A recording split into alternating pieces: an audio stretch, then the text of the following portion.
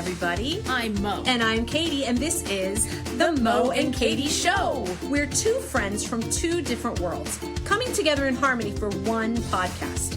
We're random, ridiculous, and have been taking humor seriously since 2018.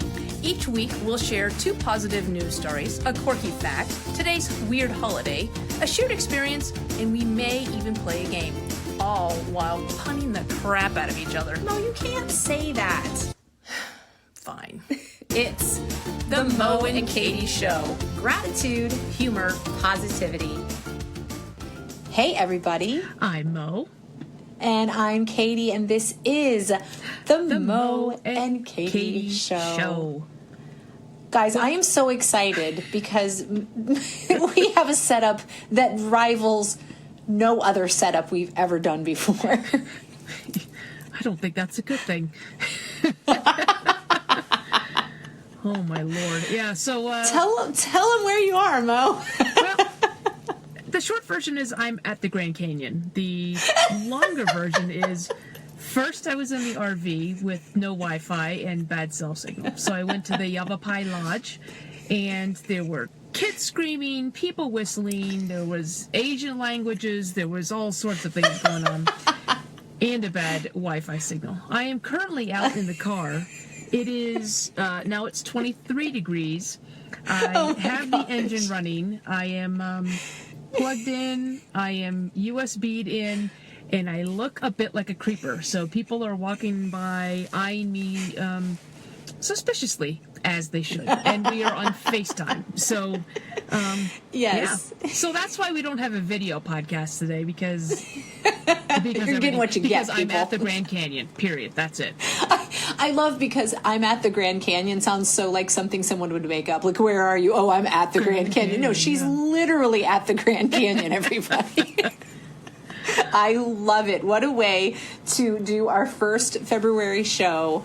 Oh my gosh, that's right. Oh, crazy. It's February. How crazy is that? I know. February. February. It's like spelling Wednesday. Yeah.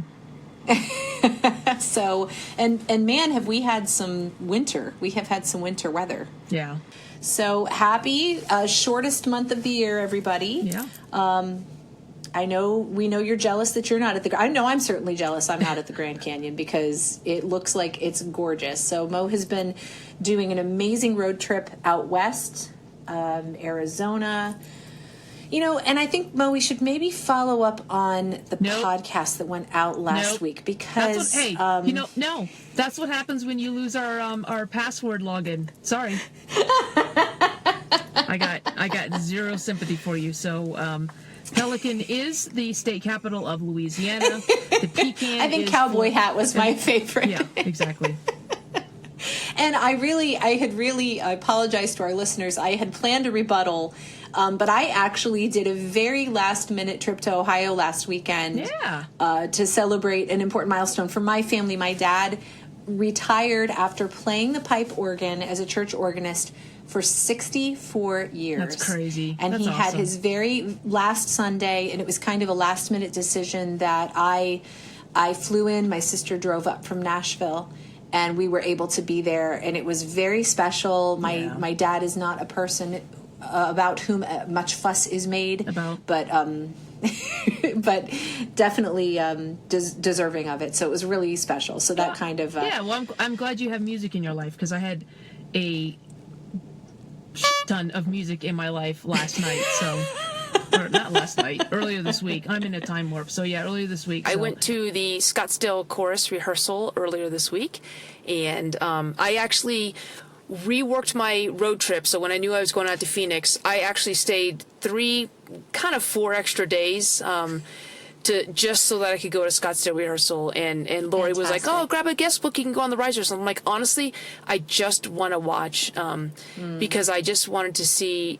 It was interesting. You and I were talking about Betty White, and there was a lot of the tributes going on about Betty White, and I was watching all the tributes about her. And the thing about Betty White is, you watch all these things and how people remember her, and just that. It's almost like she was too good to be true kind of things. But the more you watch how consistent she was over her life and how consistent the praise was for her. And I'm like, no, she was the real deal. Well, me, Lori Lightford and the Scottsdale Chorus is that. Like, she is the real deal.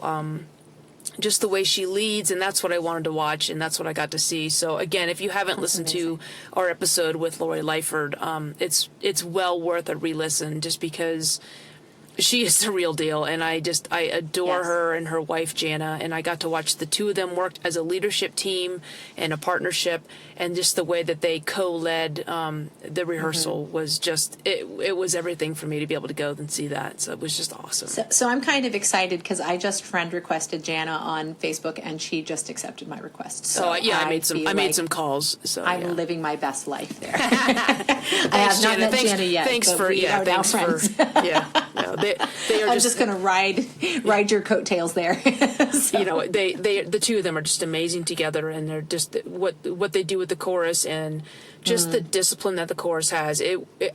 I just have all these like things in my head just floating around about things I want to write about with that chorus. I mean, just Lori would stop directing to fix something. Nobody talked. There was so much personal discipline. Wow. It was impressive. It was really, really impressive. So that's really awesome. Yeah. So shout out to the Scottsdale Chorus and to Lori and Jana for letting me visit. Yeah. So anyway, okay. So we both had music in our life. So congratulations to your dad and yeah. So it was good. Well, and then speaking of other musical influences, I want to give a little shout out to a woman named Beth Cumby, who was my high school flute teacher. She wasn't my band director. I actually took private flute lessons, and I got to see Beth on Sunday. Nice. And we stood and talked for a while. And I also babysat for her kids and stuff. So we had a fairly connected relationship. But I told her, I said, I think about you all the time because I pull out my old flute books that have your writing in them. And it's just really cool to be, not just to carry on a musical legacy, but to be able to communicate that to the person absolutely for whom you're carrying it on, really makes a big difference. Yes, that's good. All right, so let's get to what else is going on in the world, because obviously the Grand Canyon is something going on in the world. I don't know. It should be there tomorrow. I don't know. It should be there. But okay. Mo, tell us what else is going on in the world. Okay. So one of the things that you and I talk about a lot, in addition to drinking it a lot, is coffee. And I think we've done a similar story on this before, but there's a guy in Finland, and he raised $500,000 with 5,000 backers, and they basically created a sneaker, and each sneaker takes 21 cups of coffee, so the used coffee grounds, and 6 recycled plastic bottles. And so they have these shoes that are basically reducing, the amount of methane in the landfill population, if you will, and they make these nice shoes that are waterproof, and they are super comfy. And so I am a big fan of recycled coffee grounds because, as you know, I make fire starters out of that with reused coffee grounds and recycled candle wax. But I love the idea that you can take these plastic bottles and the used coffee grounds and basically make a pair of shoes that are comfortable and fashionable and waterproof. And because I'm in the Grand Canyon, I can't see a picture of them because, again, Grand Canyon. I believe the cell tower here or the Wi-Fi transmitter is at the bottom of the Grand Canyon, and if you haven't seen a map, it's huge. That's what she said. So, anyway. Oh, and I thought it was important to know, because I battle with this quite a bit. The waterproof, that's nice. Comfy, fashionable, that's fine. But the shoe absorbs odors, so that's key. That's good. Yeah, that's important. Yeah, it is. If you're me. Man, I want some coffee water bottle shoes. That sounds pretty awesome. What you got? Well, I want to share a story about a Greek musician, so kind of keeping along the lines of the music theme that we've talked. No, he was not Greek. Okay. Mozartopoulos. No, he is not most of the music stuff you say is Greek to me, so don't you love it? So when you get to go second on your what's going on in the world, and I just get to hijack it with questions. It's so good. It's how it feels. It's how it feels to be bombarded with your quirky fact. Oh, good. Okay. Thank you. You're welcome. So I'm going to try to say this Greek music professor's name, and I'm probably not going to do it well because it is a very long, very Greek name. His name is Zacharias. I've got that part. Nice. Well done. Vamvakokosis is, I think, how it's pronounced. Vamvakokosis. Okay. Is that Pfizer or Moderna? And he is... Nice. He is the creative mastermind behind something that he calls Eye Harp, EYE Harp. He has designed this software so that people that are quadriplegics can still make music by looking at the screen and the screen tracks their eye movement and plays the pitches that their eyes go to. Wow. He also lovingly calls it iTunes, EYE tunes. Nice. Which is just really cool. So it's in its 5th iteration. He launched it, the iHeart Foundation, in 2019 to get his instrument out to more people. And it's a visual aid. It's in the form of a circle, and I won't go into the reason that could be significant because please don't, because Mo won't that's let me Greek. talk about the circle of fits. Yeah.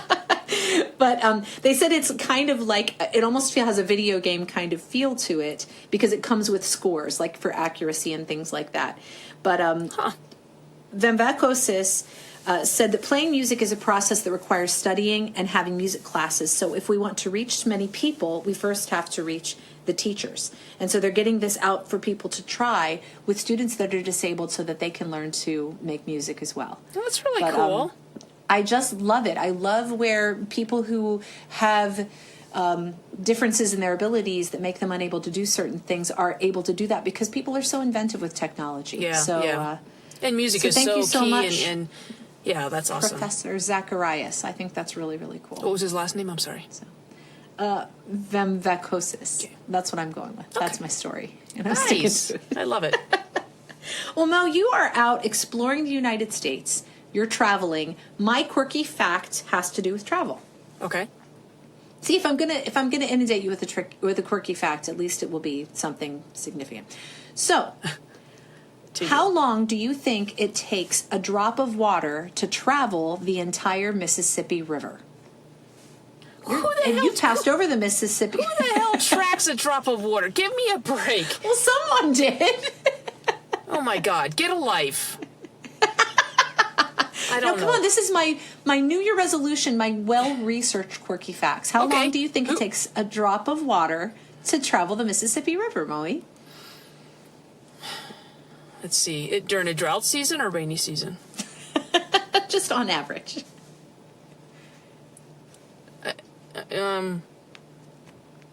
16 hours. 16 hours. It's a little longer than that. The Mississippi River is 2,340 miles, and it takes a drop of water approximately 90 days to travel the entire length of the Really? Mississippi River. Yes. I didn't think it was that long, obviously. You, That's what have she you said. already passed over the Mississippi River, and you probably are going to pass over it again on your trip? Sure. Sure. I was too busy watching a drop of water inside my eyelids.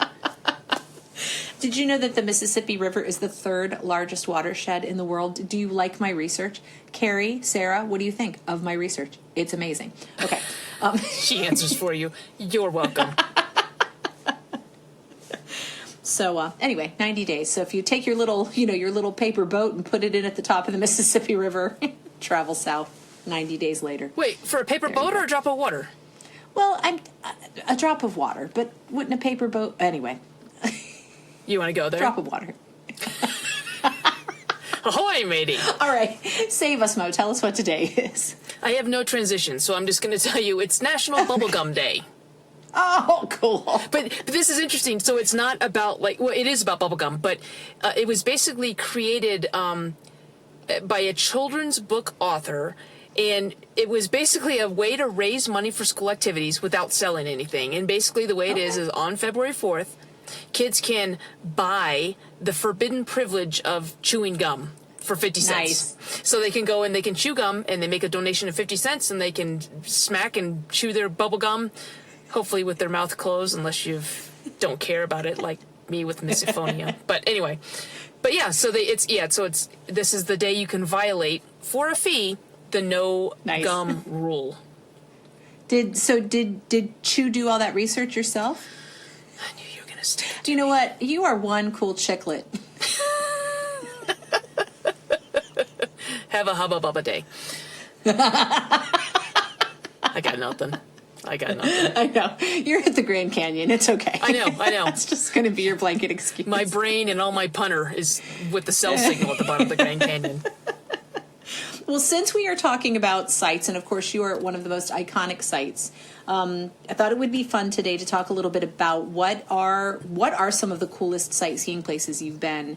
What are some of the favorite things that you've seen? I mean, I don't know that we could probably top where you are right now. but you've been all over the world, so yeah.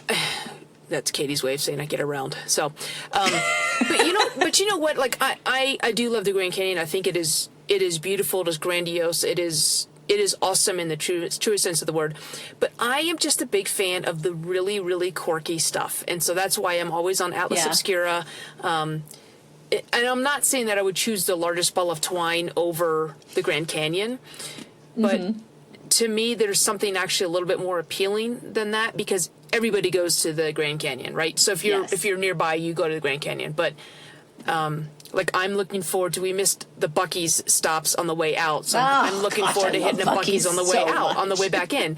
But and yeah, we've gone out of our way and unhooked the Jeep so we can go see the world's largest concrete prairie dog, and we've been to Wilson, Kansas to go see the largest Czech egg. I mean, I will go out of my way to see that kind of stuff, and so fantastic. Those are the weird stuff the things that I like to do. But I mean, again, I'm not downplaying the Grand Canyon. It is magnificent, but for me, I like seeing the quirky stuff. How about you? So speaking of quirky stuff, and my sister is the one that I kind of do these kind of trips with. We went to Dinosaur World. I knew it. This summer. And it was as just cheesy and wonderful as you could imagine. It was really fantastic. And we just lived it up. We were posing, copying the dinosaurs pose. It was great. The other thing that my sister and I did that was really fun was, there used to be, and I don't think it is still there, but in Natural Bridge, Virginia, there was something called Foamhenge. It is not there. I looked scaled for it down. Yeah. It's so in 2012, my sister and I did what we lovingly call the Sock Monkey road trip. We had a sock monkey that was our mascot. His name is Wellington Cattywampus III. Anyway, and we went to Foamhenge in Natural Bridge, and it's a scaled down replica of Stonehenge, and it was really awesome. That's so cool. It was so cool. But I mean, I like that stuff too. Oh, and then the giant eyeball I saw in Dallas. That was so cool. And you stumbled on that, right? You didn't plan it out. Yes, our hotel was 3 blocks away from it, and I was like, "What's this?" So I FaceTimed Mo while I was going to the giant eyeball. She also crashed a wedding in order to get the better picture of it. I kind of did. But it's just this giant, I mean, the thing has got to be... it's 4 stories high. This giant eyeball in a courtyard in of a hotel, and it's amazing. So I love that stuff too. That's really the fun stuff. So what's the coolest non-quirky standard thing you've done? One of the coolest things, actually, Mo, this past summer, our quartet together did a boat. Did a boat trip off of Manhattan. And we went right by the Statue of Liberty. I'd never been that close to the Statue of Liberty. That was really, really cool. Yeah. Did you get close to the Empire State Building at all? I knew you were going to say that. Oh my God, you guys! The whole time. Knew you were going to say that. There's this building that looks a lot like the statue or the Empire State Building. I got discombobulated. I thought I was somewhere else. Talking. Yeah, so she's discombobulated, is convinced that this is not the Empire State Building. There's a big banner that says, "I am the Empire State Building." I've got my Google Maps, and we are right next to it, and it says Empire State Building. And she still refuses to believe that this is the Empire State Building. So that's the big quartet joke now. Let's take a picture at the Empire State Building. She's like, "I don't see it." I'm like, well, you know what? Yeah. No, that was a cool. That we got super close to the Statue of Liberty, so that was cool. It was really that was really cool. And honestly, most of my travels have been East Coast based. And I just the other night, my husband and I were in DC, and you and Imo have done several tours because you're a fantastic tour guide. I showed my husband where the Einstein statue is, which I wouldn't have known unless you took me to it. Had he seen it before? No, he's never seen it before, and it was rainy, so we just drove by. But I was like, "Look, there's Einstein." Yeah, see, that's another thing is that the off the beaten path kind of stuff. Oh my gosh! And so I have such a love for DC, and I do not take for granted that I live 45 to 60 minutes from DC, from our nation's capital. People come from all over the world, and I know we've talked about DC before, but definitely hanging out with you is giving me a renewed appreciation because of your knowledge and love for the city, and I just so appreciate that any of the Smithsonian's. I love the Museum of American History. That's my favorite one. But yeah, most of my travels have been East Coast. I really like Boston. I like downtown Boston. Lots of good stuff in New York City. Yeah. Even Central Park and stuff. Yeah. So how All about right. you? Now you've traveled pretty extensively. Yeah, but again, I still like the quirky stuff. So I want to know from listeners, Yes. two things. Like favorite standard postcard place, and then favorite quirky off the beaten path place. And I'm looking forward to Beth and Ben, because Beth and Ben travel quite a bit. And They do. so I want to know what their off the beaten path and I love it. standard one are. Absolutely. They so tell us, where have you been? What are the be. coolest places? Yeah. Sorry. While Mo sits there and conjugates, I'm gonna diagram a sentence. All right, cool. Well, you're going to diagram a sentence. Do you want to play a game, Mo? Is it diagramming sentences? It is not. Yeah, then yes, definitely. So, now, as you all know, we've been doing YouTube mirrors of our podcasts, but however, the Grand Canyon and our internet connection, we're just going to be Enough said. audio this week, but I think this will work anyway. Okay. Moe, now you love mondegreens, yes? Yes. Can you explain to our audience what a mondegren is? No. No, I will not. Well, it's not that I won't. It's just that I can't. No. So the way I understand mondegreens is it's basically saying. Well, a couple things. Some people call them malapropisms, like when you mishear. It's like misheard song lyrics. It's similar to that, but mondegreens to me is when you say a combination of words that sound like something else when you say them together. Yes. So there was a game that came out years ago called Mad Gab. It's mondegreens. So Moe, I was shopping earlier this week, and I went to this place that had a lot of games. So I spent a lot of time looking because you and I love to try new games. We love to play games. We have a nice game collection. Yep. And I picked up this game called Incohearant. Okay. And it turns out it's all mondegreens. Yay! So I think the way we can make this work now, listeners. You can just hear our audio, but Mo and I actually are FaceTiming. We can see each other. All right, so what I'm going to do is hold the card up. You're going to see the words that I'm trying to form, and I'm going to read the mondegren that I see on the other side. Cover so up. Can you see that? Copy. Yep, you can close it. Okay. What I see is Mox, Suck, Curb, Burke. Mox, Suck, Curb, Burke. Mox, Suck, Curb, Burke. What's your language? Mox, Sub, Curb, Burke. What? So what's your language? Mox, Suck, Curb, Burke. Mox, Suck, Curb, Burke. Where should I put the emphasis? Am I doing it right?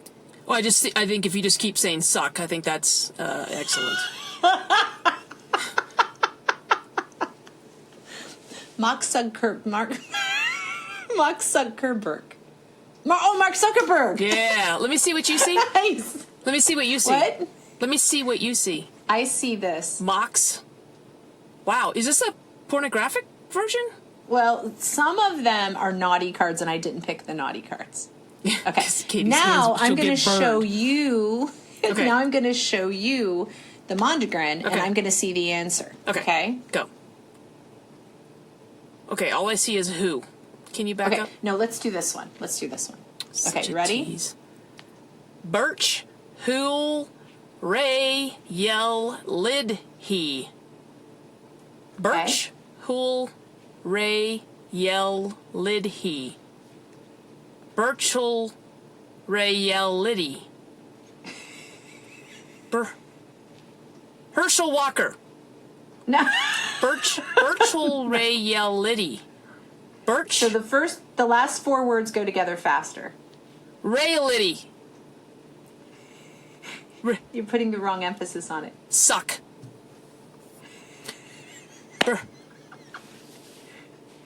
Ray Liotta. No. Rachel, who's the cook? No, read the whole thing again. Reba McEntire. Read the whole thing again. Reality. Yeah. Virtual reality. Yes. Good job. Good Lord, that's Well painful. done.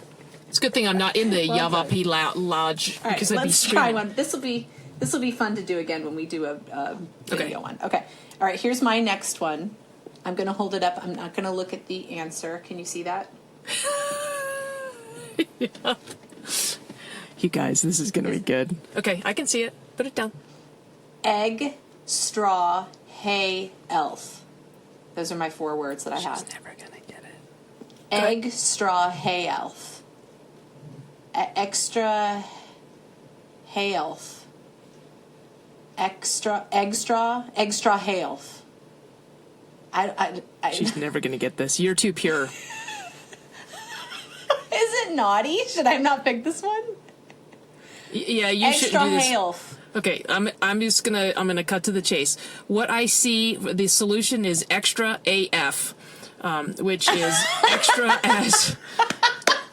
as a word that I don't know if it come out of Katie's mouth. That's funny. I don't know where she got this game. Okay. All right, ready? This is your last one. Okay, these are the monograms. Here are your words. Binjo watchin. Binjo watchin. Banjo washbin. I can't see it. All I see is Joe Shin. Binjo wad shin. Can you back it up a little bit? It's 2 words. It's 4. Binjo wad shin. So run Binjo the first 2 washin. together. Binjo washin. Run the first 2 together and run the second 2 together. Binjo. Watchin? Okay, what's the second word? Shin. I can't see, dude. You're back up. Okay, I'm sorry. Binjo watchin. Binjo watchin. Binjo watchin. Binge watching. Yes, you got it. Okay, give me one more. Good job. You're too naughty Okay. for these. Let me see. All right, you ready? Colic bide. Say them slowly so the listeners know what's on the card. Ick. Bayed.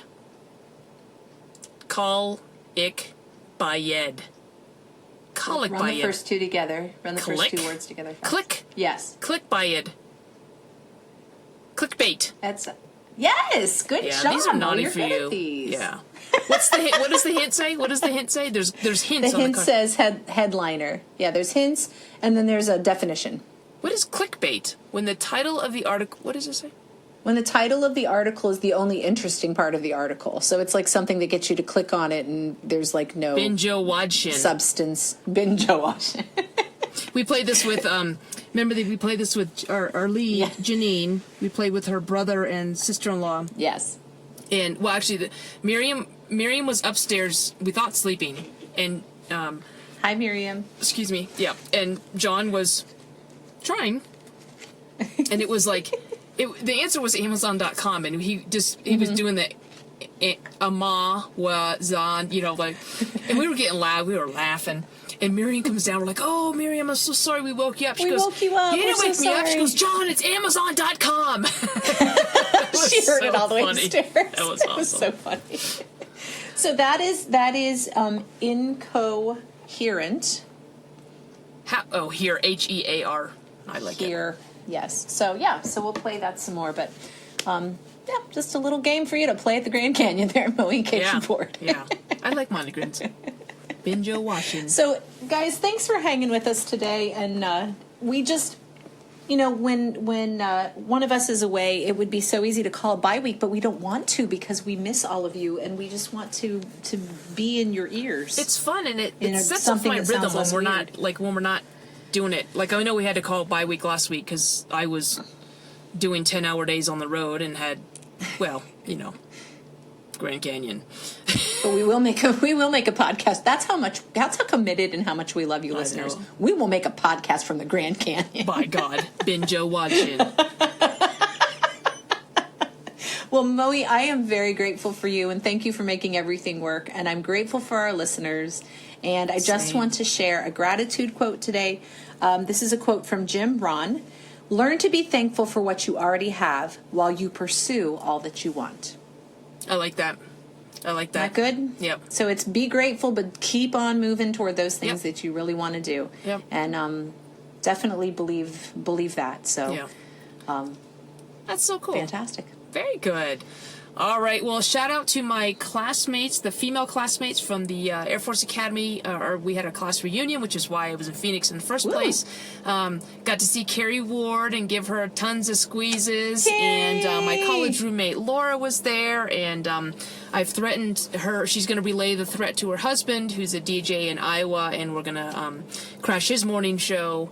And Yes, of we course, are. the Scottsdale chorus. I got to see them, so it's just been a good week of reunions, and it's always good to be Awesome. reunited with you as well, Katie. You too, Moe. And safe travels to you and Jenny and the fur babies as you make your way back. All right, be yeah, we'll safe watch the and- weather, but yeah. In the Yes, meantime, absolutely. I will say Grand Canyon, and be grateful, keep laughing, and stay positive. And we can't wait to hang out with you again, listeners. Enjoy your week, and we'll see you next week.